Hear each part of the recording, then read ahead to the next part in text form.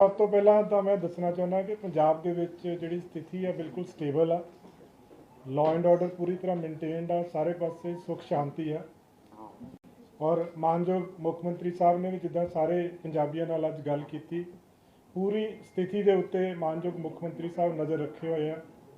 ਲਗਾਤਾਰ ਉਹ ਅਫਸਰਾਂ ਦੇ ਕੋਲੋਂ ਫੀਡਬੈਕ ਲੈ ਰਹੇ ਆ ਪੂਰੀ ਸਥਿਤੀ ਦੇ ਬਾਰੇ ਦੇ ਵਿੱਚ। ਔਰ ਅੱਜ ਉਹਨਾਂ ਨੂੰ ਬਹੁਤ ਸਾਰੀਆਂ ਕਾਲਸ ਆਈਆਂ ਪੰਜਾਬ ਤੋਂ ਬਾਹਰੋਂ, ਜਿਨ੍ਹਾਂ ਨੇ ਇਸ ਸਥਿਤੀ ਨਾਲ ਬੜੇ ਵਧੀਆ ਤਰੀਕੇ ਨਾਲ ਨਿਪਟਣ ਵਾਸਤੇ ਮੁੱਖ ਮੰਤਰੀ ਸਾਹਿਬ ਦਾ ਧੰਨਵਾਦ ਕੀਤਾ ਉਹਨਾਂ ਨੇ, ਕਿਉਂਕਿ ਉਹ ਇਹ ਮਹਿਸੂਸ ਕਰਦੇ ਆ ਕਿ ਪੰਜਾਬ ਦੇ ਯੂਥ ਨੂੰ ਬਚਾਉਣ ਵਾਸਤੇ ਜਿਹੜੇ ਮਾੜੇ ਅਨਸਰ ਆ ਉਹਨਾਂ ਨਾਲ ਇਸ ਤਰੀਕੇ ਦੇ ਨਾਲ ਨਜਿੱਠਣਾ ਬਹੁਤ ਜ਼ਰੂਰੀ ਸੀਗਾ। ਸੋ ਸਾਰੇ ਪਾਸੇ ਤੋਂ, ਹਰ ਪਾਸੇ ਤੋਂ ਉਹਨਾਂ ਨੂੰ ਧੰਨਵਾਦ ਵੀ ਕੀਤਾ ਜਾ ਰਿਹਾ ਹੈ ਔਰ ਸਾਰੇ ਪੰਜਾਬੀਆਂ ਵੱਲੋਂ ਪੂਰਾ ਸਹਿਯੋਗ ਮਿਲ ਰਿਹਾ ਵਾ। ਹਰ ਪਾਸੇ ਤੋਂ, ਹਰ ਵਰਗ ਤੋਂ, ਹਰ ਤਬਕੇ ਤੋਂ, ਹਰ ਇੱਕ ਤੋਂ ਪੂਰਾ ਸਹਿਯੋਗ ਮਿਲ ਰਿਹਾ ਇਹਦੇ ਵਿੱਚ। ਦੂਸਰੀਆਂ ਸਟੇਟਸ ਤੋਂ ਵੀ ਪੂਰਾ ਸਹਿਯੋਗ ਮਿਲ ਰਿਹਾ ਵਾ, ਦੂਸਰੀਆਂ ਏਜੰਸੀਜ਼ ਤੋਂ ਵੀ, ਸੈਂਟਰਲ ਏਜੰਸੀਜ਼ ਤੋਂ ਵੀ ਪੂਰਾ ਸਹਿਯੋਗ ਮਿਲ ਰਿਹਾ ਵਾ ਇਹਦੇ ਵਿੱਚ। ਔਰ ਪੁਲਿਸ ਇਹਦੇ ਵਿੱਚ ਆਪਣਾ ਕੰਮ ਬਿਲਕੁਲ ਕਾਨੂੰਨੀ ਤਰੀਕੇ ਦੇ ਨਾਲ ਕਰ ਰਹੀ ਆ। ਬਹੁਤ ਸਾਰੀਆਂ ਕਈ ਤਰ੍ਹਾਂ ਦੇ ਲੋਕਾਂ ਦੇ ਮਨ 'ਚ ਸ਼ੰਕੇ ਆ। ਸੋ ਜੋ ਵੀ ਕੰਮ ਕੀਤਾ ਜਾਏਗਾ, ਕਿਸੇ ਨੂੰ ਕਿਸੇ ਤਰ੍ਹਾਂ ਦੀ ਇਲੀਗਲ ਅਰੈਸਟ 'ਚ ਨਾ ਰੱਖਿਆ ਗਿਆ, ਨਾ ਰੱਖਿਆ ਜਾਏਗਾ। ਜਦੋਂ ਵੀ ਜਿਹੜਾ ਪ੍ਰਾਈਮ ਅਕਿਊਜ਼ਡ ਆ, ਜਦੋਂ ਵੀ ਫੜਿਆ ਜਾਏਗਾ, ਤੁਰੰਤ ਉਹਦੇ ਬਾਰੇ ਦੇ ਵਿੱਚ ਜਾਣਕਾਰੀ ਦਿੱਤੀ ਜਾਏਗੀ ਇਹਦੇ ਵਿੱਚ।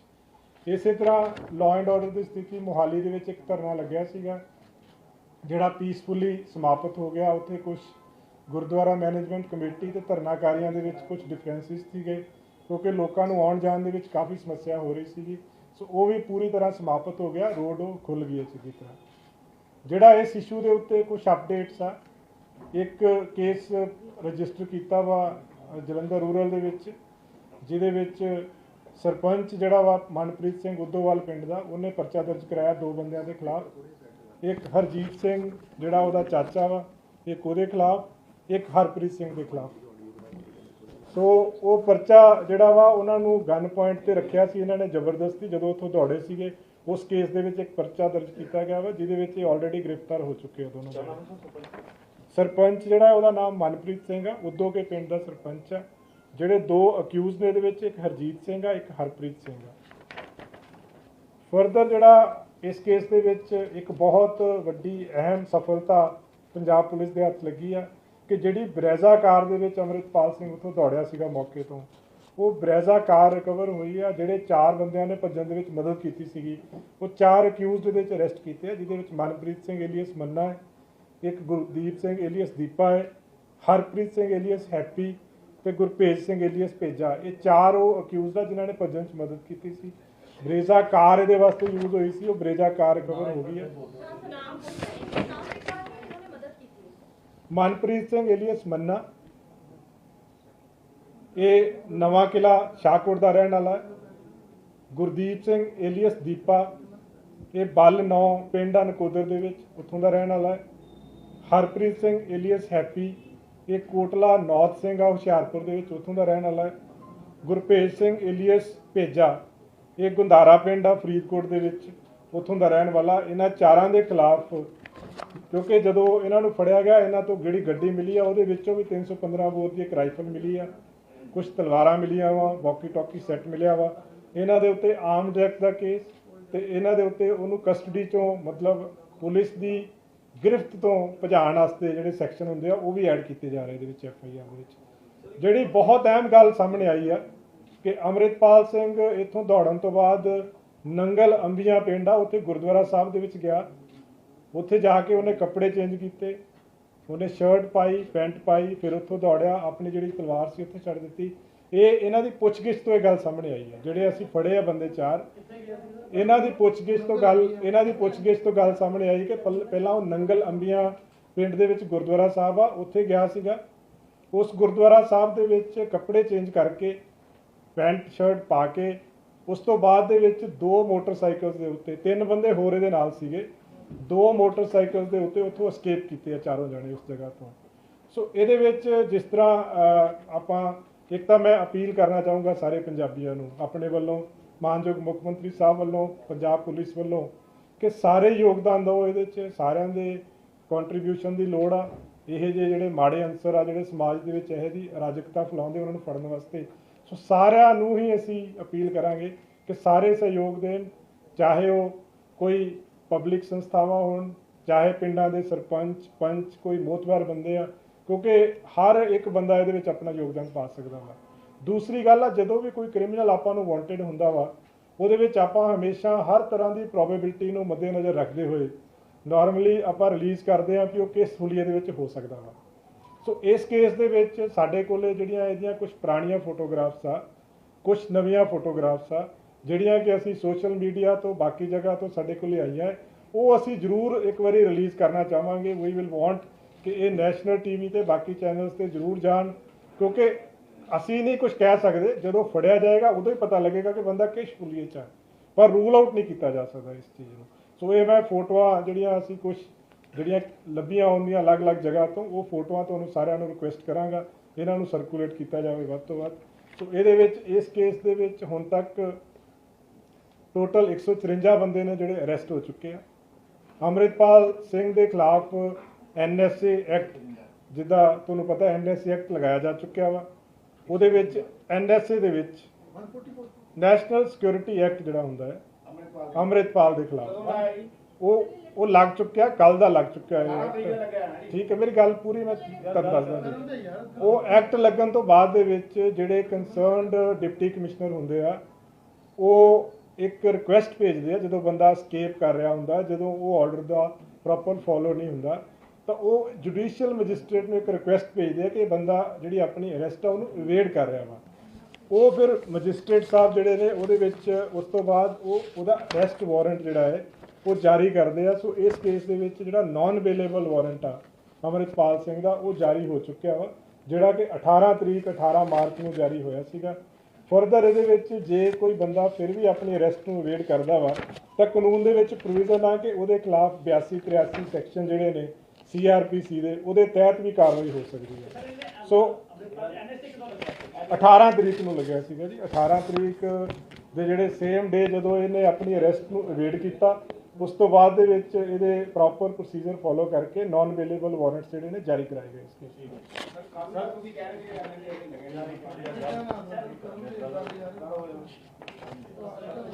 ਹਾਂਜੀ,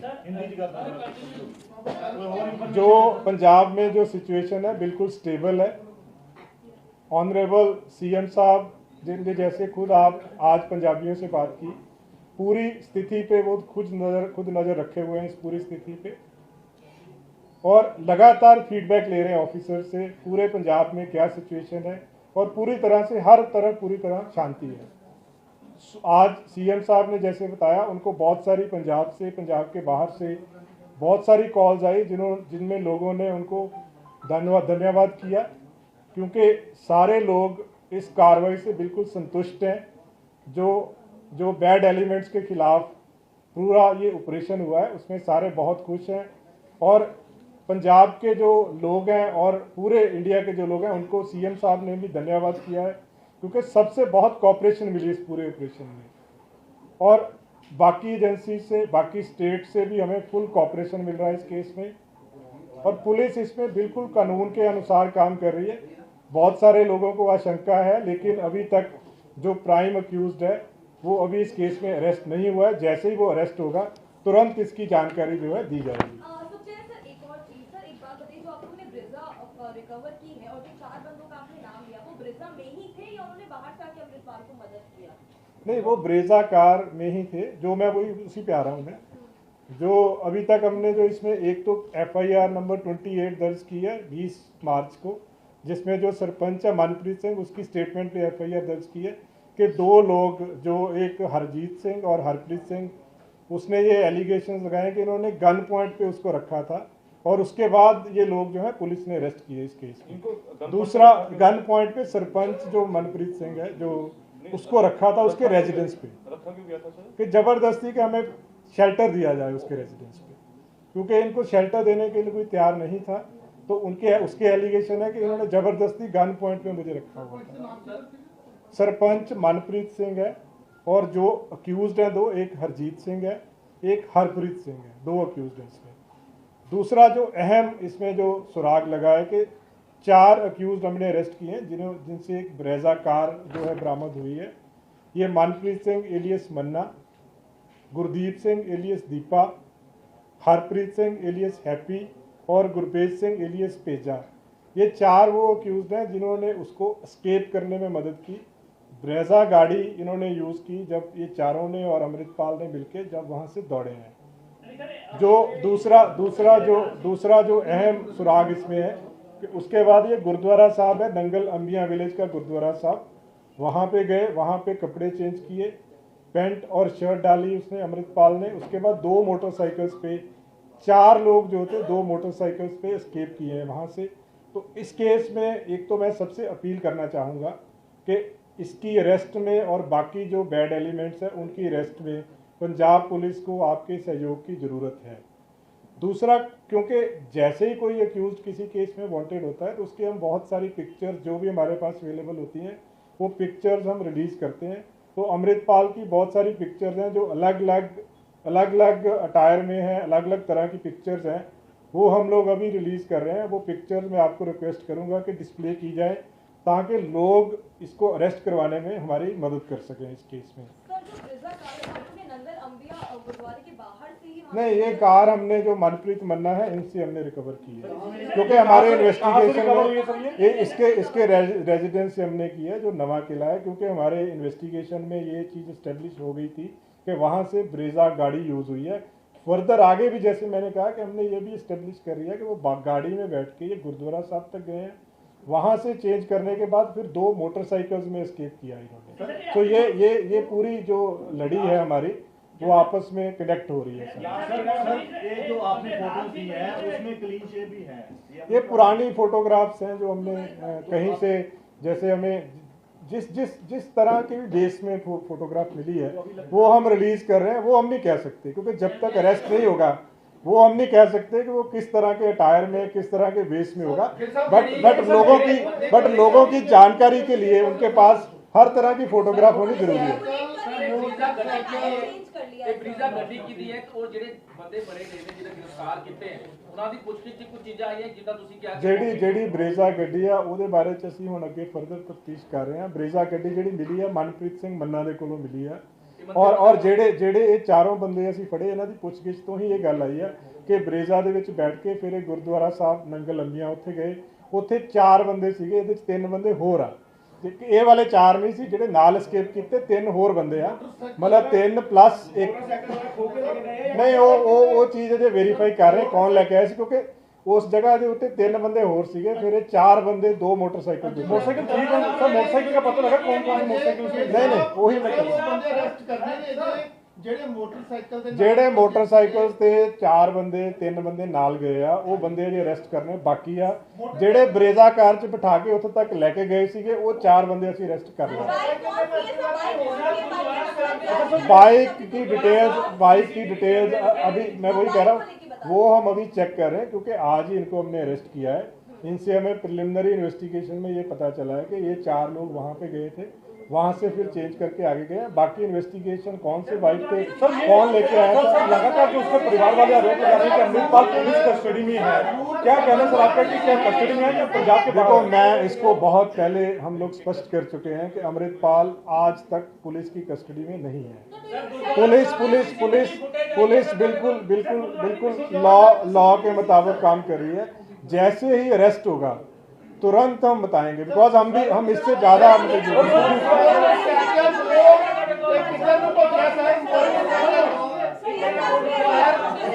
एक करके कर लेते हैं। सर मैं पूछ सकता हूँ जैसे कि फंडिंग के बारे में कुछ पता चला सर कि फंडिंग के ऊपर एक आपने जो गुड़गांव से गिरफ्तार किया सर? देखो, हमें जैसे मैंने कहा कि सारी सेंट्रल एजेंसी से हमें बिल्कुल बहुत कोऑपरेशन मिल रही है। एक स्पेसिफिक एजेंसी क्या कर रही है वो मैं नहीं बता पाऊंगा इस जगह पे। एनआई की कितनी टीमें सर यहाँ पे हैं?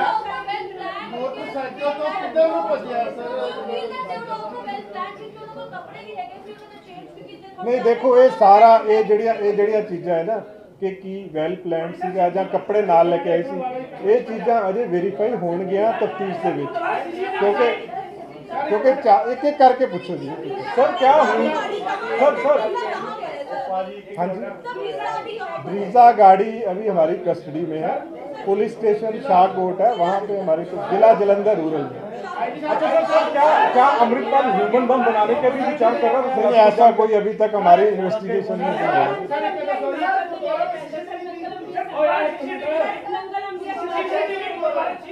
मैं कह रहा जी वो पार्ट चेक कर रहे। देखो अजे अज उन्होंने सुबह अरेस्ट किया चारों ਨੂੰ, उन्होंने जो दसिया प्रिलिमिनरी इन्वेस्टिगेशन ਦੇ ਵਿੱਚ ਉਹ मैं ਤੁਹਾਨੂੰ ਦੱਸਤਾ।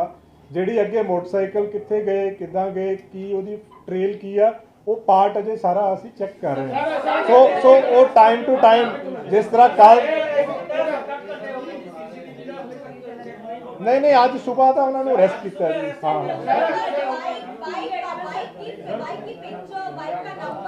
नहीं वो सारा अजे कर रहे हैं जी। वी विल रिलीज जब आएगा।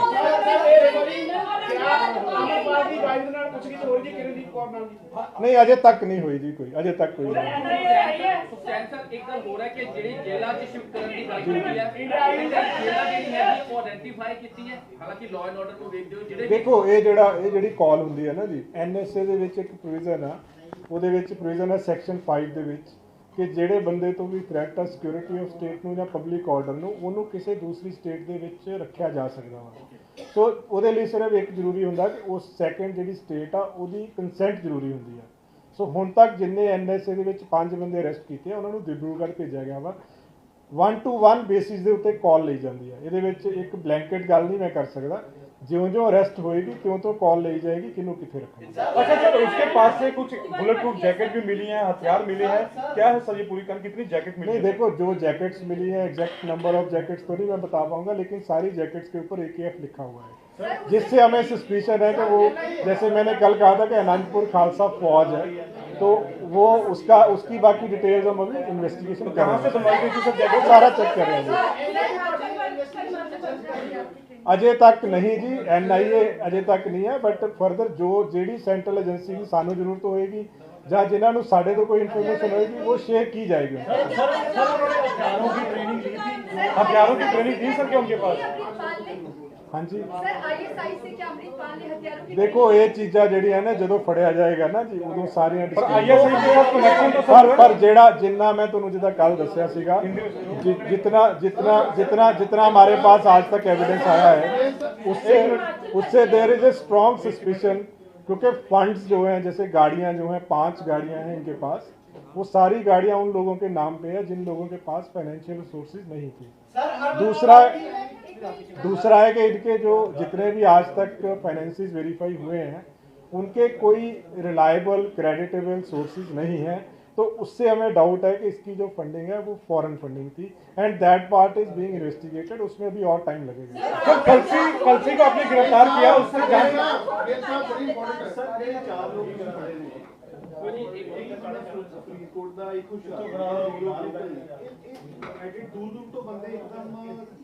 नहीं ये ਜਿਹੜਾ ਜਦੋਂ ਇਹ ਜਾ ਰਹੇ ਸੀਗੇ ਨਾ, ਜਦੋਂ ਇਹਨਾਂ ਨੂੰ ਰੋਕਿਆ ਹੈ ਉਹਦੇ ਵਿੱਚ ਬਹੁਤ ਸਾਰੇ ਬੰਦੇ ਸੀ ਜਿਹੜੇ ਪਿੱਛੋਂ escape ਕੀਤੇ ਆ, ਕਿਉਂਕਿ ਅਗਲੇ ਪਾਸੇ ਜਿਹੜੇ ਬੰਦੇ ਸੀ, ਕਿਉਂਕਿ ਇੱਕਦਮ ਬੈਕ ਸਾਈਡ ਤੋਂ ਜਿਸ ਤਰ੍ਹਾਂ ਇਹ ਉਤਰ ਕੇ ਆਪਣੀ ਗੱਡੀ ਚੋਂ ਗਿਆ ਹੈ, ਨਾਲ ਟਰੈਵਲ ਕਰ ਰਹੇ ਸੀ ਨਾ, ਇਹ ਆਪਣੀ ਗੱਡੀ ਚੋਂ ਉਤਰ ਕੇ, ਜਿੱਦਾਂ ਕੱਲ ਤੁਹਾਨੂੰ ਦੱਸਿਆ ਸੀਗਾ ਕਿ ਇਹ ਜਿਹੜੀ ਗੱਡੀ 'ਚ ਟਰੈਵਲ ਕਰ ਰਿਹਾ ਸੀ ਉੱਥੋਂ ਇੱਕਦਮ ਉਤਰ ਕੇ ਦੂਜੀ ਕਿਸੇ ਗੱਡੀ 'ਚ ਚਲਾ ਗਿਆ। ਹੁਣ ਕੱਲ ਤੱਕ ਇਹ ਪਤਾ ਨਹੀਂ ਸੀ ਲੱਗ ਰਿਹਾ ਕਿ ਦੂਸਰੀ ਕਿਹੜੀ ਗੱਡੀ 'ਚ ਗਿਆ। ਫਰਦਰ ਇਨਵੈਸਟੀਗੇਸ਼ਨ 'ਚ ਹੁਣ ਆਇਆ ਕਿ ਉੱਥੋਂ ਉਤਰ ਕੇ ਇੱਕ ਬਰੈਜ਼ਾ ਕਾਰ ਦੇ ਵਿੱਚ ਗਿਆ ਸੀ, ਜਿਹੜੀ ਕਿ ਅੱਜ ਬਰੈਜ਼ਾ ਕਾਰ ਰਿਕਵਰ ਕੀਤੀ ਹੈ। ਫਰਦਰ ਹੁਣ ਅੱਗੇ ਇਸ ਗੱਲ ਆਈ ਹੈ ਕਿ ਮੋਟਰਸਾਈਕਲ 2 ਯੂਜ਼ ਹੋਏ ਆ। ਹੁਣ ਉਸ ਪਾਸੇ ਨੂੰ ਸਾਡੀ ਇਨਵੈਸਟੀਗੇਸ਼ਨ ਸਟੈਪ ਬਾय ਸਟੈਪ ਚੱਲ ਰਹੀ है।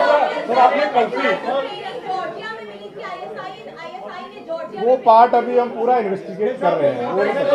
मोटरसाइकिल लेके किस दिशा में गए? मैं कह रहा हूँ वही चीज है। देखो आपको अपडेट करते रहेंगे, अभी तक हमारे पास कोई evidence नहीं है। सर सवाल ये है कि जो आपने कलसी को गिरफ्तार किया है, क्या उसके फंडिंग के क्या सबूत कुछ मिले हैं सर? वो अभी हम उसको इंटेरोगेट पंजाब पुलिस का करना अभी बाकी है। तो करेंगे सर, तो इनको मैं वही कह रहा हूँ, जब उसको करेंगे तब ये सारी चीजें सामने ਜਿਹੜੇ आएंगी। ਕੱਪੜੇ ਰਿਕਵਰ ਹੋਏ ਆ ਉਹ ਬਰੀਜ਼ਾ ਗੱਡੀ 'ਚ ਰਿਕਵਰ ਹੋਏ ਜਾਂ ਕਿਸੇ ਹੋਰ ਨਾਲ? नहीं ਕੱਪੜੇ ਅਸੀਂ ਨਹੀਂ ਰਿਕਵਰ ਕੀਤੇ ਜੀ, ਅਸੀਂ ਗੱਡੀ ਰਿਕਵਰ ਕੀਤੀ ਆ, ਗੱਡੀ ਚੋਂ ਵੈਪਨ ਰਿਕਵਰ ਹੋਏ ਆ। ਉਹਨਾਂ ਦੀ ਜਿਹੜੇ 4 ਬੰਦੇ ਅਸੀਂ ਅਕਿਊਜ਼ਡ ਅਰੈਸਟ ਕੀਤੇ ਆ, ਉਹਨਾਂ ਦੀ ਪੁੱਛਗਿੱਛ ਤੋਂ ਇਹ ਗੱਲ ਸਾਹਮਣੇ ਆਈ ਹੈ, ਜਿਹੜੀ ਬਾਰ-ਬਾਰ ਮੈਂ ਤੁਹਾਨੂੰ ਦੱਸ ਰਿਹਾ ਕਿ ਉਹ ਉੱਥੋਂ ਜਾ ਕੇ ਉਹਨੇ ਕੱਪੜੇ ਚੇਂਜ ਕੀਤੇ ਆ। ਹੁਣ ਉਹ ਚੇਂਜ ਕਰਨ ਤੋਂ ਬਾਅਦ ਅਗਲਾ ਸਵਾਲ ਤੁਹਾਡਾ ਹੈ ਕਿ ਕਿੱਧਰ ਨੂੰ ਗਏ, ਉਹ ਪਾਰਟ ਅਜੇ ਚੈੱਕ ਕੀਤਾ ਜਾ ਰਿਹਾ। ਉਹਦੇ ਆਲੇ ਦੁਆਲੇ ਦੇ ਹੋਰ ਆਸ-ਪਾਸ ਦੇ ਸਾਰੀਆਂ ਉਹਨੇ ਕੱਪੜੇ ਚੇਂਜ ਕੀਤੇ ਆ। ਹੁਲੀਆ ਬਾਰੇ ਅਜੇ ਮੈਂ ਕਹਿ ਨਹੀਂ ਸਕਦਾ, ਉਹੀ ਕਹਿ ਰਿਹਾ ਮੈਂ ਕਹਿ ਨਹੀਂ ਸਕਦਾ ਜੀ। वो कर रहे हैं जी, वो सारे इन्वेस्टिगेशन चल रही है, तो स्टेप बाय स्टेप चल रही है। अमृतपाल की वाइफ जो है उससे कोई पूछताछ हुई है अभी? नहीं अभी तक नहीं। वो कहाँ उसके गांव में ही है? दूसरे पासे मीडिया ਦੇ ਜਿਹੜੇ ਸਾਥੀ ਨੇ ਉਹਨਾਂ ਦੇ ਜਿਹੜੇ ਟਵਿੱਟਰ ਖਾਤੇ ਨੇ ਫੇਸਬੁੱਕ ਖਾਤੇ ਨੇ ਉਹ ਲਗਾਤਾਰ ਬੰਦ ਹੋ ਰਹੇ ਨੇ, ਤਾਂ ਫਿਰ ਇਸ ਨੂੰ ਕਿਸ ਤਰੀਕੇ ਨਾਲ ਦੇਖਿਆ ਜਾਵੇ? 751 ਵੀ ਹੋ ਰਹੀ ਹੈ ਪੱਤਰਕਾਰਾਂ ਦੇ ਉੱਤੇ। तो देखो ये स्पेसिफिक केस बारे नहीं मैंने पता किसी बारे में।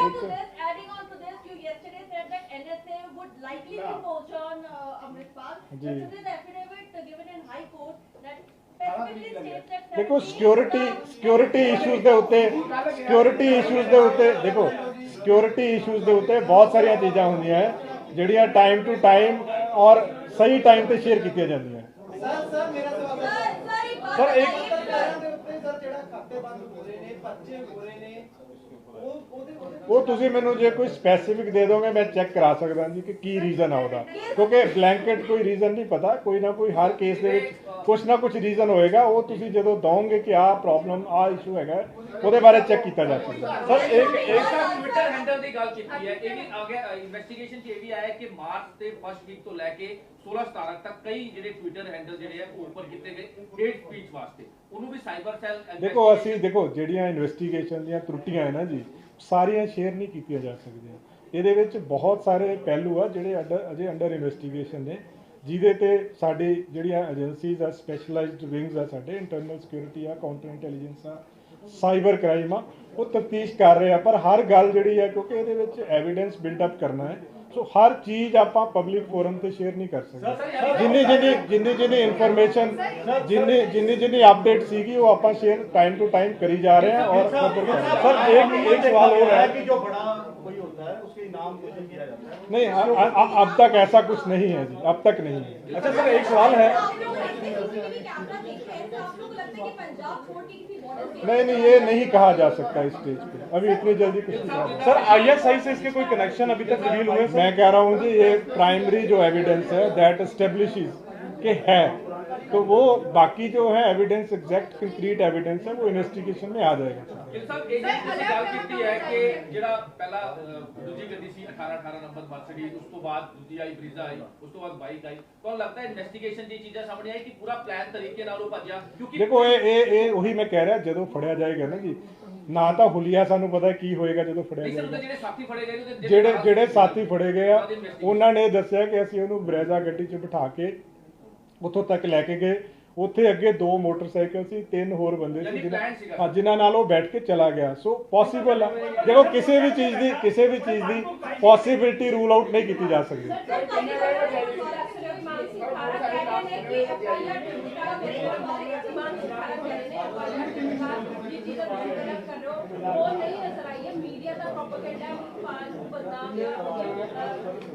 नहीं देखो वो तो पार्ट ऑफ इन्वेस्टिगेशन। सर एक सवाल है,